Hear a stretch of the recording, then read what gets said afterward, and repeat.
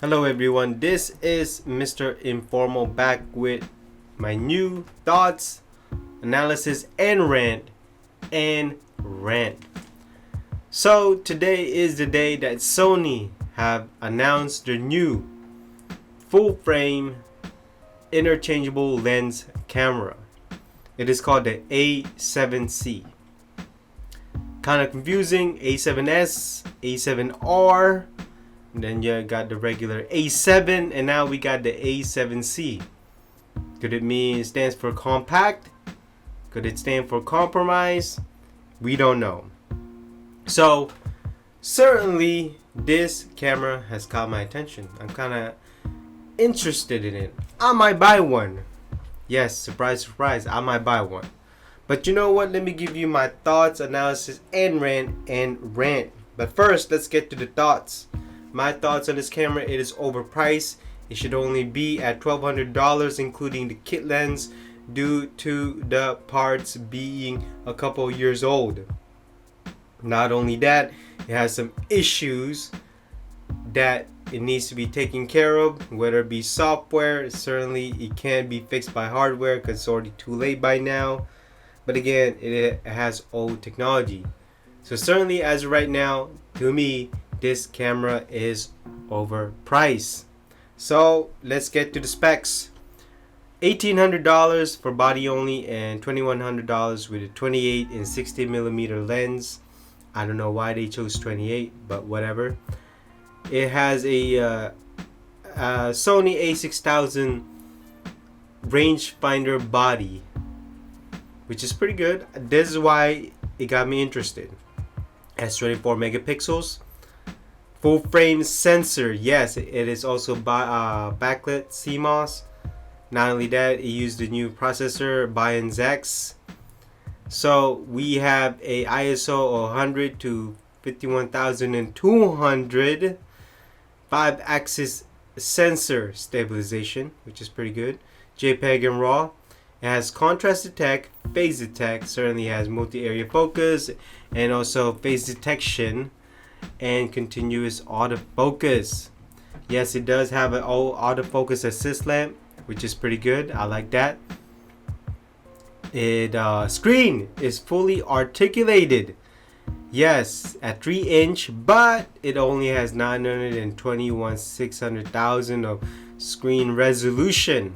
It has a viewfinder, electronic viewfinder, for those who like it, which I like. It has 2.3 million dots.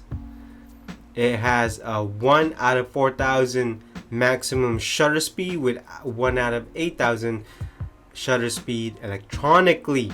Built-in flash? Nope, there is no built-in flash. It does have a hot shoe with Sony proprietary electronic hot shoe. You can use their accessories. 10 frames per second on the continuous shot. It has a plus or minus 5 for exposure compensation. MPEG-4 XAVCS and H.264 for the video format. It comes with 4K 30 frames, 4K 25, 4K 24, 1080, 120, 1080 60, 1080 50, 30, 25, and 24, which is quite interesting. It has one SD card slot, USB-C 3.2. It has a micro HDMI. It has a microphone port, no headphone port. It comes with a wireless Wi-Fi. It is weather sealed, which is pretty good. It's certainly, based on the battery life, it can take 740 shots. Hey, that's not bad. It has an orientation sensor, but it does not have GPS. And so those are the specs. This is why I think the camera is overpriced. Now let's get to the analysis. I think, this is my opinion. This is why, this is my thoughts, analysis, and rant. Let's get to the analysis. This will move numbers. It's not gonna move the same amount of numbers as the A7S3, I think. The newer, the previous new Sony camera, because this has a lot of compromise based on the price. But at the same time, depending on the price, let's say it goes on sale, this can certainly move units. So me, and I know there are others out there, is probably going to get this camera when the price goes down or when it goes on sale. The only roadblock that it will have is if and only if Fuji has something to say about it. So to me, this camera will be dependent on the sale, when the price goes down, and lastly, if Fuji decides to compete with it. It's probably is already competing with Fuji. It's trying to obliterate all the Fuji cameras right now, which is to me good competition. Fuji has to step up. I'm also interested in Fuji ever since Olympus got out of the Micro Four Thirds, because I have an Olympus EM5 Mark II. So this will move units. Is it gonna be a lot of units? I'm not sure. I'm guessing this will attract buyers. I think it will relatively perform well. Again, depending on if the price goes down, what's the sales price, discounts, all that stuff. So let's say this falls at $1,200, even without the lens. This will certainly move a lot of units. I mean a lot. At $1,800, it will not. But certainly, this will move Sony's market share onto the camera industry. And it is quite interesting that certainly they want to go head toe to toe with Fuji on the APS-C, even though this camera is full frame. Now let's get on to the rant. Let's see. Number one, most important, it is overpriced at $1,800. Again, it should be at $1,200. I don't care if it's with lens or without lens. Sony is marketing this as a vlog camera, and yet it's providing a kit lens that's 28 and 60. Why 28? That's so narrow, especially when you're blogging.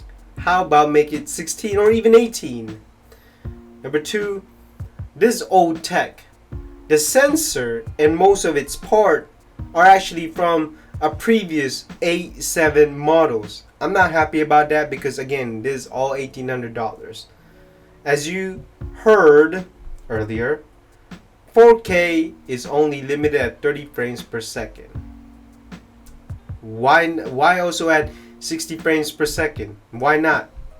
I'm repeating that because it's 2020. It's the year 2020.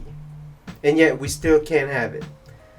As you can tell from the body of the camera, there are no front diodes, which means you can't adjust aperture, ISO.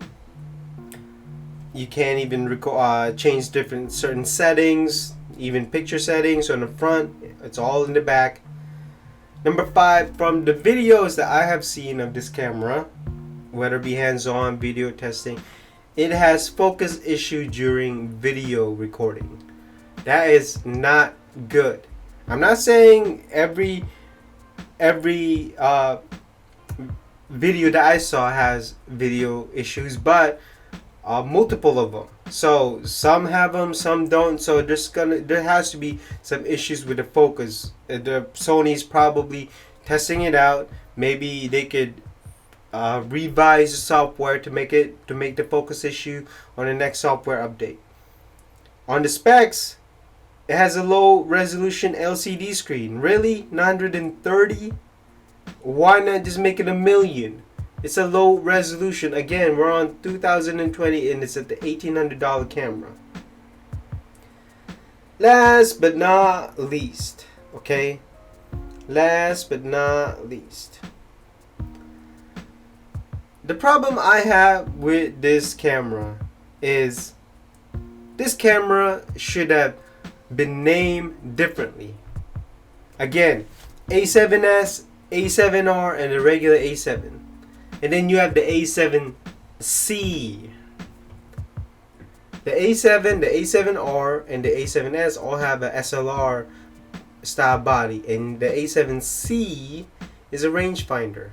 Why didn't they just make it one of the A6000, or maybe a different moniker? Why does it have to be an A7? Why not just call it AC, Sony AC? Would that stand for Sony air conditioner? I don't know, but that's kind of cool. AC, that's pretty cool. But A7C, what does the C stands for? Compromise? Certainly looks like it based on the price and based on the specs. Is it compact? Okay, maybe, but looks kind of chunky based on the thickness of it. Man, you know, this camera to me was close as to being perfect camera to the kind of camera I was been wanting for a long time. Rangefinder, microphone port, articulated screen, good video, full frame. I mean, I don't mind having to go to a new lens camera system, but I don't mind. But at $1,800 in old parts from probably an old parts bin that Sony's been using, it was close. But what do you think of this camera? Let me know down the comments below. And so that concludes this thoughts, analysis, and rant of the Sony A7C. I will see you in the next one. Bye bye.